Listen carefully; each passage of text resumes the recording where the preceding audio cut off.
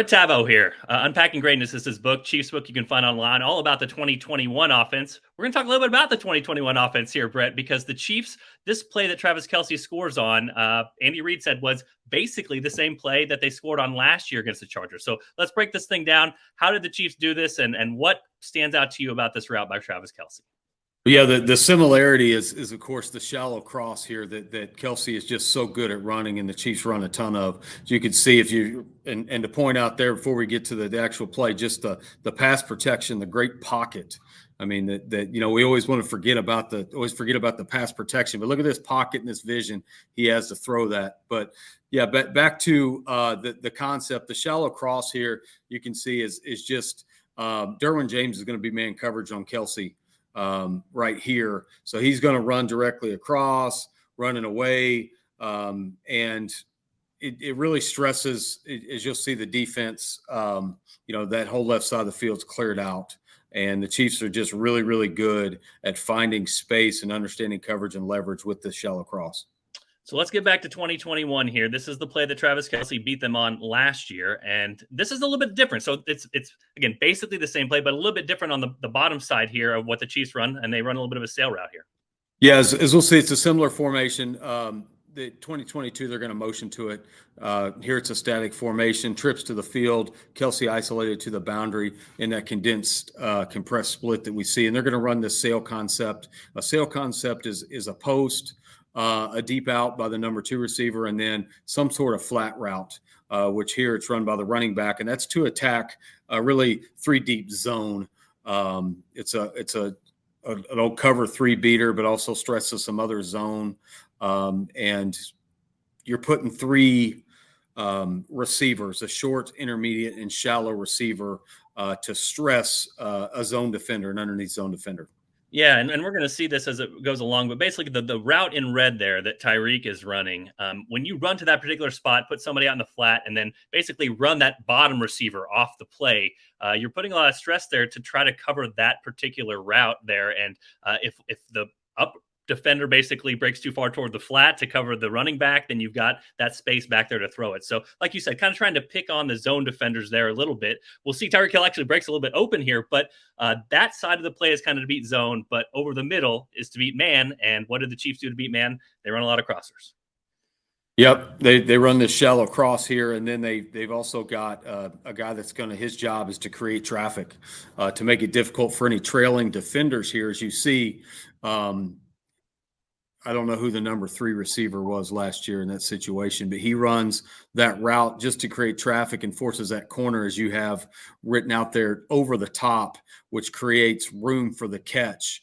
And then this flat route by the running back is going to pull out this safety who comes down a little bit to where he's not hitting Kelce right in the teeth as soon as he catches it. It gives him time to assess the space to be able to run after the catch. I believe it was Demarcus Robinson, number 13 for the Chiefs last year, but this kind of tells you the complementary nature, and then also the X's and O's that goes into this with Andy Reid, Eric Bieniemy, because again, if this flat route doesn't happen, if this running back doesn't come out here, that safety's there ready to tackle Travis Kelce, well, then there's none of this 30-yard magic from Travis. He's able to catch, turn around, gather, see the opening of the field, and then from there, he becomes Travis Kelce. Yeah, so many details, so many details involved to be able to make something like that happen, which you're watching on TV and you really can't see much else. You think is okay. It's just, a shallow cross, and, it doesn't matter what everybody else is doing. But as you have noted, everybody's important on the play. Sometimes you're the assist guy, so to speak. And let's go to that real quick. As a quick aside here, I noticed this last week against the Jaguars. We talk about somebody clearing out for Travis Kelce. Let's talk about Travis Kelce clearing it out for Jerick McKinnon here, and how the Chiefs have sort of perfected this pick route over the middle, because you don't want to get offensive pass interference. You don't want to intentionally bump into the defender, but watch what Travis Kelce does here, kind of an art form. Yeah, that's a great catch by you. As you said, it's an art. The officials seem to have such a focus on calling offensive pass interference these days on these particular concepts, and to be able to manipulate defenders to where you're having that same effect, but you're not at risk of getting those flags. Yeah, Travis Kelce times this up. It's almost like bumper cars. Like, okay, the guy's staring straight at me. I see this defender coming across. I don't want to touch him, so boom, I'll let the other defender touch him. And again, he opens up Jerick McKinnon for a big space down the field. So now we've talked about, okay, Demarcus Robinson helps Kelce. Kelce helps out Jerick McKinnon.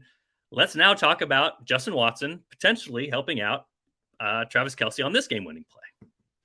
Yeah, so this the same route is before we get to the route, we'll get to the formation. As you got noted there, Watson's going to motion over and get in that same formation out of a different personnel group. That was 11 last year, 12 this year, 2 tight ends, which I haven't seen the snap counts, but I believe they used a lot of that the other night, given the injury situations to the wide receivers.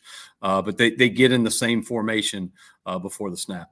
Yeah, a little window dressing there, maybe a tendency breaker so that the Chargers don't know this same sort of thing might be coming or something similar coming, but a different concept here up to the top, as you'll show here.